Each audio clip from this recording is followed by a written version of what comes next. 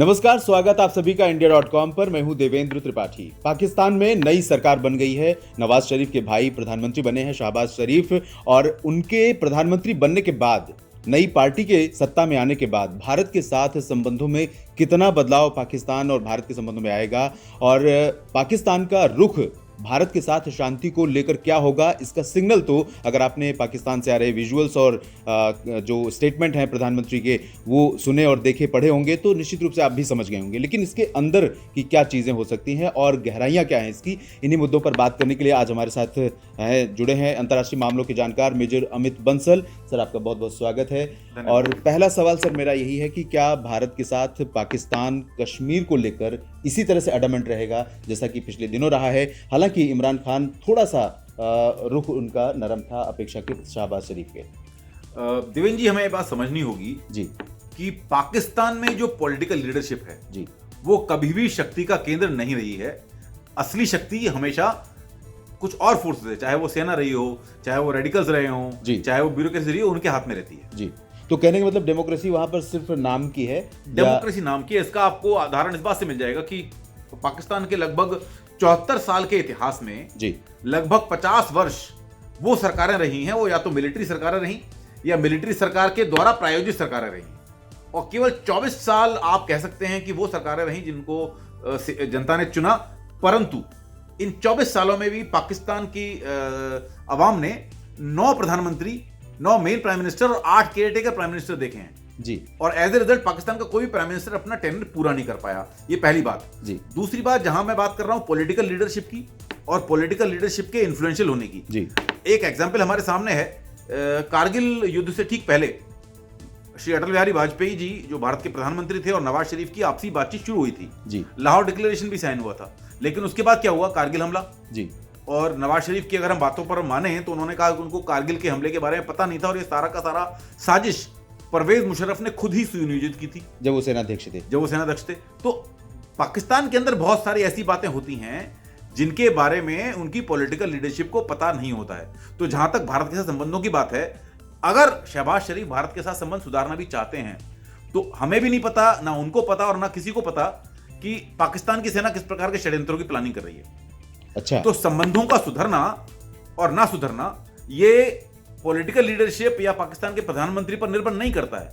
ये इस बात पर निर्भर करता है कि पाकिस्तान की सरकार क्या चाहती है, पाकिस्तान की सेना क्या चाहती है, और सेना क्या चाहती है ये हम सभी को पता है। ये जनरली फिर कहें कि सरकार कोई भी आए, किसी भी पार्टी की, चाहे वो पीटीआई की हो या फिर पीएमएल नवाज की हो, पाकिस्तान की जो भी सरकार आती है वो वही शब्द, वो उसी वॉइस में बोलती है जो वॉइस सेना की होती है।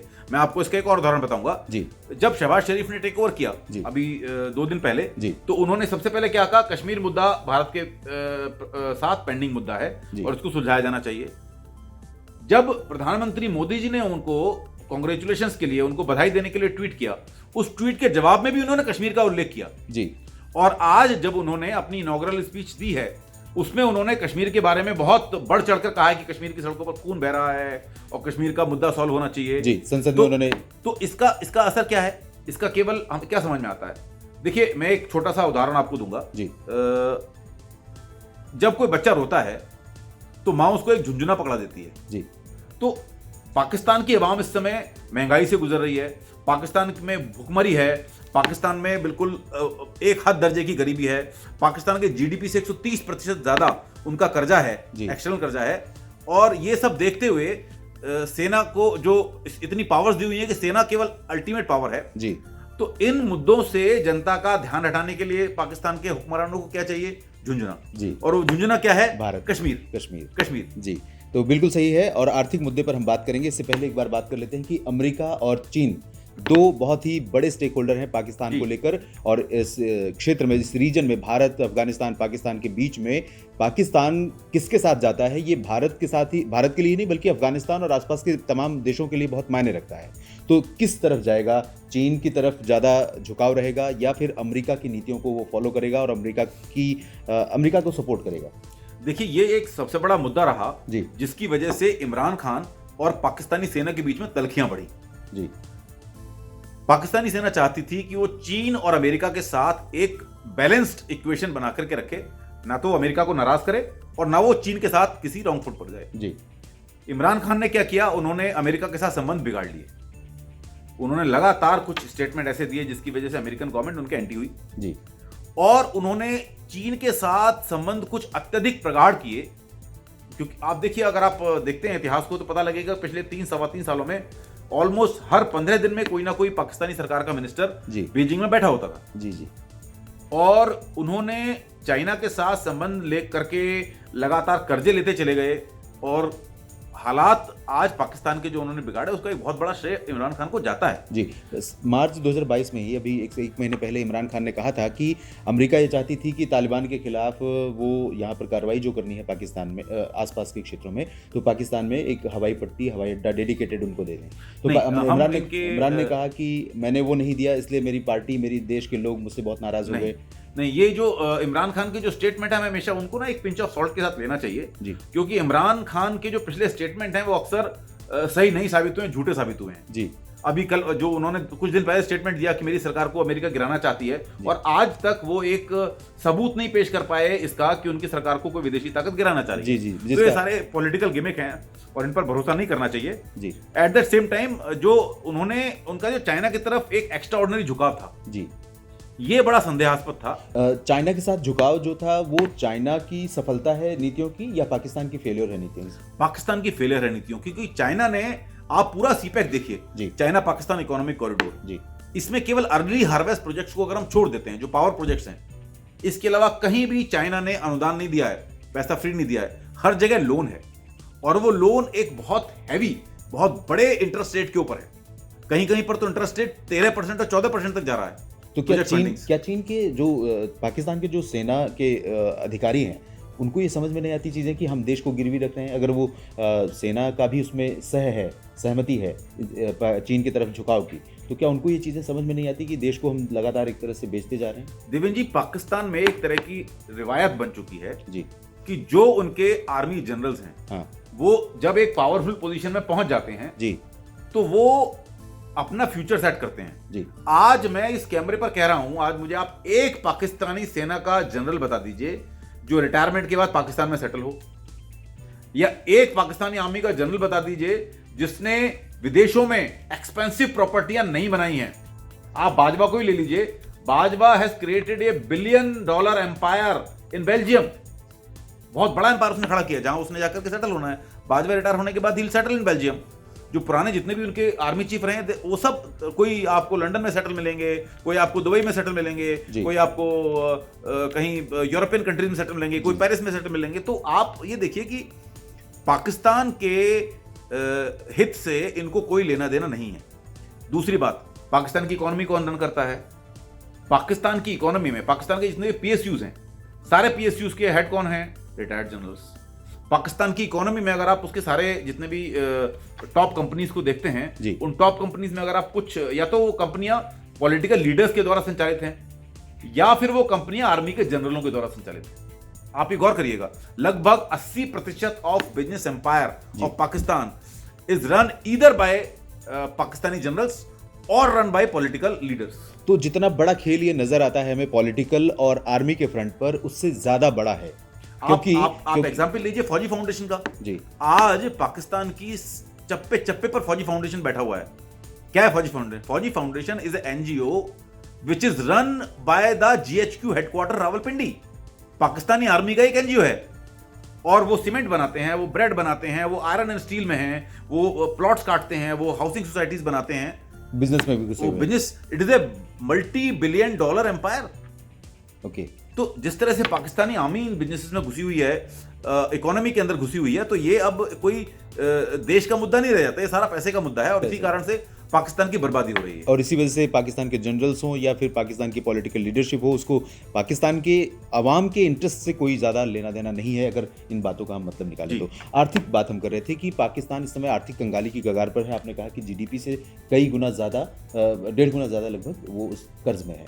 तो इसके कारण तो हम समझ ही रहे हैं, इससे उभरने का तरीका क्या है? इससे उभरने में क्या पाकिस्तान की जो नई सरकार है वो कुछ एक्शन ले सकती है? अगर हम PMLN पार्टी को देखें, नवाज शरीफ को देखें, इनका एक्सपीरियंस देखें तो देखिए, पाकिस्तान के ऊपर 2 तरह के कर्जे हैं जी। पहला कर्जा है एक्सटर्नल डेट जी, जो विदेशी कर्जा है, जो कि लगभग उनके टोटल GDP का 130% है जी। दूसरा उनके पास जो कर्जा है वो है सर्कुलर डेट, जो कि उनके देश के अंदर उनके ऊपर डेट है। जैसे कि इलेक्ट्रिसिटी जो कंपनियां हैं उनको उन्होंने सब्सिडी देनी है जी। जैसे कि जो बाकी सीमेंट कंपनियां हैं, फर्टिलाइजर कंपनियां, उनको उन्होंने सब्सिडी देनी है। ये सर्कुलर डेट, हाँ, जो ये सर्कुलर डेट जो है जी, जो घरेलू कर्जा है, ये भी जीडीपी के 2 गुने के बराबर हो चुका है। ओके, आप ताज्जुब करेंगे देवेंद्र जी, पाकिस्तान में जो बिजली बनती है, बिजली, उसकी प्रोडक्शन कॉस्ट है लगभग 29 रुपया प्रति यूनिट, 29 क्लोज टू 30। क्यों? क्योंकि कॉस्ट इतनी ज्यादा। चाइनीज कंपनियां सारी पावर प्रोडक्शन में आ गई हैं, इससे उनके इकोनॉमी को डेंट लग रहा है। और इससे उबरने के लिए अगर मैं सोचूं कि क्या साधन हो सकता है, आप कुछ भी करें, आपको कर्जा चुकाना ही पड़ेगा। जी जी। पाकिस्तानी गवर्नमेंट ने जैसे सोवरेन बॉन्ड इशू किए हैं, उनको अभी अक्टूबर तक $2 बिलियन के सोवरेन बॉन्ड चुकाने हैं, तो चुकाने हैं, पैसा उनको देना पड़ेगा जी, चाहे हो या ना हो। तो अब इसके लिए और पैसा कहां से आएगा और किस तरह से वो और कर्जा ले पाएंगे, इसका बहुत बड़ा प्रश्न चिन्ह है जी। क्या ये भारत के साथ अगर संबंधों को सुधार लें और भारत के साथ व्यापारिक संबंध इनके मजबूत हो जाएं तो उससे सुधर अर्थव्यवस्था पर उनके असर नहीं पड़ेगा? भारत के साथ अगर व्यापारिक संबंध सुधरते हैं जी, और भारत, पाकिस्तान और सेंट्रल एशिया मिलाकर के एक हम कॉरिडोर बनाते हैं, ये बहुत बड़ी बहुत दूर की बात है, बहुत दूर की बात है, जो हालांकि इसकी पॉसिबिलिटी नहीं है जी। लेकिन अगर ये कॉरिडोर बनाते हैं तो जाहिरी बात है पाकिस्तान को उससे बहुत ज्यादा फायदा होगा। पाकिस्तान का व्यापार बढ़ेगा, एक्सटर्नल ट्रेड बढ़ेगा, उससे पैसा आएगा और उसकी आर्थिक माली हालत सुधरेगी। सिर्फ पाकिस्तान नहीं बल्कि इस पूरे रीजन की जो व्यवस्था है, पूरा जो जियोपॉलिटिकल सिचुएशन है, वो उसमें बहुत बड़ा परिवर्तन है। पर उस स्थिति में पाकिस्तान को झुंझुना त्यागना पड़ेगा जी। झुंझुना क्या? कश्मीर जी।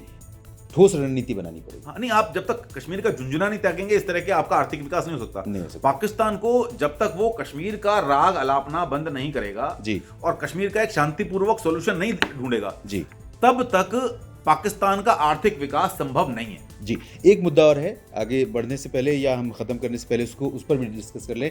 FATF financial action task force है, जिसने पाकिस्तान को ग्रे लिस्ट में डाल रखा है और संभवतः वो ब्लैक लिस्ट में डाल सकती है। अगर वो ब्लैक लिस्ट में डाल दिया गया पाकिस्तान, तो उसकी जो अर्थव्यवस्था है वो और चौपट हो जाएगी। उससे उबरने के लिए पाकिस्तान को जो करना चाहिए, FATF की तरफ से जो भी एजेंडे दिए गए हैं, उसको वो पूरा नहीं कर रहा है। मैं इसके आपको इम्प्लीकेशन बताना चाहता हूँ देवेंद्र जी। किसी भी देश के लिए FATF में ग्रे लिस्ट या ब्लैक लिस्ट होने का मतलब है कि जो अंतरराष्ट्रीय एजेंसियों से उसके पास पैसा आता है, वो पैसा नहीं आएगा। बिल्कुल। बट इसका एक और दूसरा पहलू भी है। अंतरराष्ट्रीय एजेंसियां, अंतरराष्ट्रीय फाइनेंशियल इंस्टीट्यूशन जब कर्जा देते हैं जी, तो वो बाकी फाइनेंशियल कंपनियों की रेटिंग भी देखते हैं, वो मूडीज की रेटिंग भी देखते हैं, बाकी सारी कंपनियों की रेटिंग्स देखते हैं जी। उसके बाद वो किसी देश को कर्जा देते हैं जी। अब यहाँ ऐसी स्थिति में पाकिस्तान की रेटिंग ऑलरेडी खराब है जी, कर्जा उसको कहीं से मिल भी नहीं रहा है जी। FATF में अगर ब्लैक लिस्ट में चला जाएगा तो उससे नुकसान ये होगा कि जो थोड़ा बहुत पैसा उसको एशियन डेवलपमेंट बैंक से मिल रहा है, जो थोड़ा बहुत पैसा उसको IMF से मिल रहा है, वो भी बंद हो जाएगा। बिल्कुल। और जो उसके ट्रेड पार्टनर्स हैं वो भी उससे कन्नी काट लेंगे जी, जैसे यूरोपियन ट्रेड पार्टनर, जहां से थोड़ा बहुत उसको इंपोर्ट होता है। ये सारी चीजें बहुत मायने रखती हैं पाकिस्तान के लिए। और ऐसी हालात में जब 130% आपका GDP का ऑलरेडी डेट हो चुका है, उबरना मुझे लगता नहीं है कि पॉसिबल है किसी भी तरह से। और ऐसे में आप इस तरह की छोटी छोटी गलतियां करें, बहुत ही शॉर्ट लिव्ड पॉलिसीज को आप एक तरह से कहें उसको पकड़ कर रखें, जो झुंझुना जिसकी बात आप कर रहे थे, तो निश्चित रूप से पाकिस्तान की आवाम के लिए और इस एशियन रीजन के लिए, सेंट्रल एशियन रीजन के लिए बहुत ही खतरनाक और दुखद रहेगा। मैं एक और बात कहना चाहूंगा देवेंद्र जी, बिकॉज कश्मीर का मुद्दा है और समाप्त करने से पहले 1 मिनट लूंगा मैं आपका जी। जो पाकिस्तान लगातार कहता रहता है कश्मीर का मुद्दा यूनाइटेड नेशंस के चार्टर के मुताबिक हल होना चाहिए जी, तो अगर हम यूनाइटेड नेशन का चार्टर पढ़ते हैं जी, तो वो खुद पाकिस्तान के स्टेटमेंट के खिलाफ जाता है। यूनाइटेड नेशन चार्टर क्या कहता है कि कश्मीर में 3 स्टेप के अंदर 3 चरण हैं जिनके अंदर कश्मीर मुद्दे का रिजोल्यूशन होगा जी। पहला, पाकिस्तान अपनी सारी सेनाएं हटाए, पाकिस्तान ऑक्यूपाइड कश्मीर से भी उसको पूरा फ्री करे। ओके। दूसरा, इंडिया उस इलाके के अंदर अपनी स्केलेटन, मतलब कम से कम मैन पावर रखे जितनी इलेक्शन कैरी आउट करने के लिए जरूरी है। और तीसरा, एक प्लेबिसाइड कंडक्ट हो। ओके। हालांकि ये जो UN का रेजोल्यूशन है, ये 1972 के शिमला समझौते के बाद ऑटोमेटिकली समाप्त हो चुका है, क्योंकि 1972 के शिमला समझौते में कहा गया कि भारत पाकिस्तान के बीच जितने मुद्दे हैं वो हम किसी तीसरी पार्टी के थ्रू नहीं हैंडल होंगे, आपस में बैठ करके बायलैटरल हैंडल होंगे जी। अब शिमला समझौते के बाद इसका UN का रेजोल्यूशन का रह भी नहीं जाता है कोई अस्तित्व, लेकिन अगर हम इसका कोई अस्तित्व मानते भी हैं तो पहला स्टेप है कि पाकिस्तान को POK खाली करना पड़ेगा। ओके। क्या पाकिस्तान जो झुंझुना बजा रहा है कश्मीर का और बार बार जो कहता है कि इसको यूएन के चार्टर के तहत हल करना चाहिए, तो क्या पाकिस्तान पीओके और गिलगित बाल्टिस्तान को खाली करेगा? ये सबसे बड़ा प्रश्न है और शहबाज शरीफ को सोचना चाहिए कि इसको हम क्या करना चाहते हैं। ये बहुत ही दुर्भाग्यपूर्ण है कि पाकिस्तान में जो विपक्षी पार्टियां हैं वो भी इस मुद्दे को उठा नहीं सकती कि पाकिस्तान कश्मीर का जो झुंझुना है वो छलावा है, दिखावा है। उसकी वजह यही है कि कल को उनको भी सत्ता में आना है और वापस उनको भी उस झुंझुने को पकड़ कर रखना है। तो फिलहाल पाकिस्तान और भारत के संबंधों पर हम बात कर रहे थे। पाकिस्तान में नई सरकार चुनी गई है, शहबाज शरीफ बने हैं, एक बहुत ही पुरानी और बहुत ही कह सकते हैं कि अनुभवी पार्टी के नेता हैं। हालांकि इसमें कोई दो राय नहीं है कि सरकार बदलने से, पार्टी बदलने से पाकिस्तान और भारत के संबंधों में कोई विशेष परिवर्तन होगा। जितनी बातचीत हमने आज मेजर अमित बंसल से की उसके आधार पर इतना तो आप भी समझ रहे होंगे और उम्मीद करते हैं फिर भी हमारी ये जो समझ है वो गलत साबित हो और भारत और पाकिस्तान के संबंधों में थोड़ा सा बदलाव आए और कश्मीर का मुद्दा पाकिस्तान छोड़कर आगे बढ़े, डेवलपमेंट की तरफ आगे बढ़े, ताकि न सिर्फ उसके लोगों का विकास हो बल्कि इस क्षेत्र के लिए शांति और स्थिरता को बढ़ावा दिया जा सके। सर, आपने समय दिया हमें, बहुत बहुत शुक्रिया और आप सभी का भी बहुत बहुत शुक्रिया इस वीडियो को देखने के लिए। धन्यवाद।